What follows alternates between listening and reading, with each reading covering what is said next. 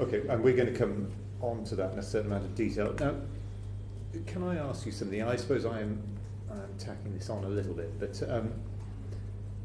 a project that perhaps involved infrastructure on both the English and Welsh side of the border, could that be considered, or at least could the Welsh part of that infrastructure project be considered under any of the schemes that you're putting forward? Well, I think that's a really good question. I'll come to Kevin in a moment to sort of talk specifically about some projects that you as chair might have a specific interest as a practical example.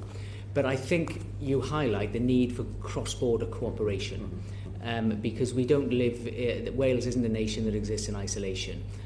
Clearly, we have large proportions of the population that live within small distance of the border. That's naturally where the economic activity in some of these projects is going to lie.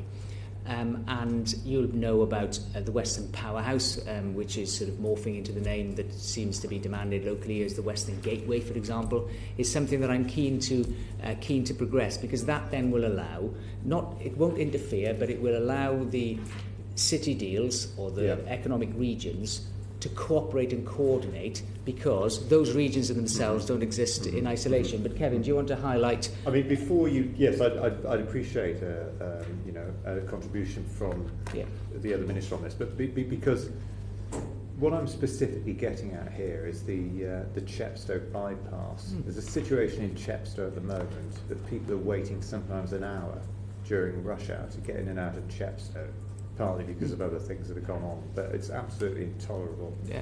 And this is going to get worse because of the number of houses that we need to build both in Chepstow and which are being built in Gloucestershire at the moment, hundreds of them.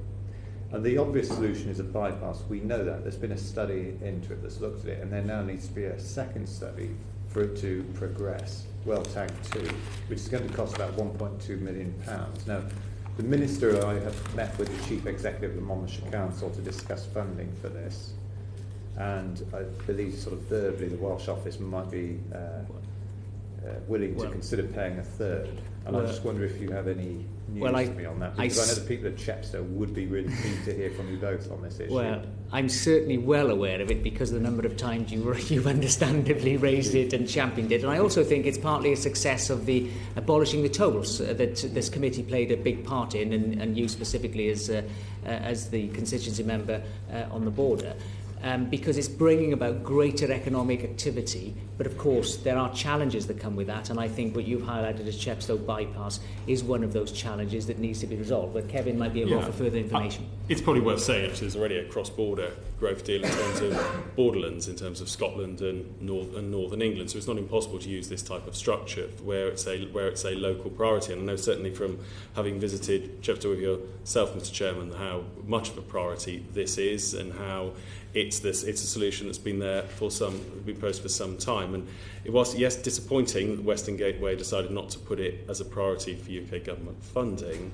It's, I think, again, a debate for ourselves about if things are emerging as a local priority, if they have a clear impact, if they would deliver the objectives of growth, and in particular, I'll perhaps very briefly whap on my interim Minister of the Constitution hat on, then actually help bring our nations and union together, which is one of the core goals that we have, then make sure we can do it. But actually, perhaps more fundamentally, on a more practical point, next week I'm due to be meeting with the Department for Transport to push this one forward as well.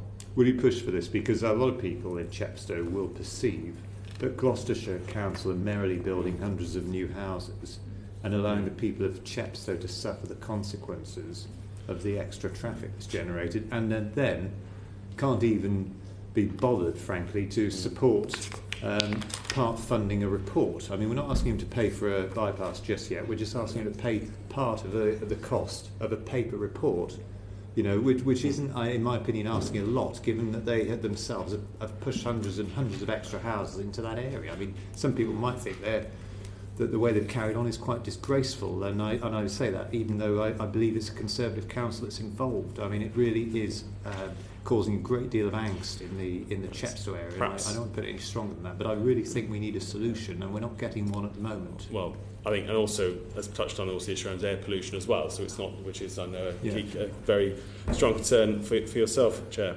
I think certainly we are pushing on to it. I think, again, it's this, perhaps there may well have been a bit of a chicken and egg, the idea of that if it's prepared to try and, when it can be done by, when it can be built by, to be qualified particular funding schemes, but of course it's getting that report done.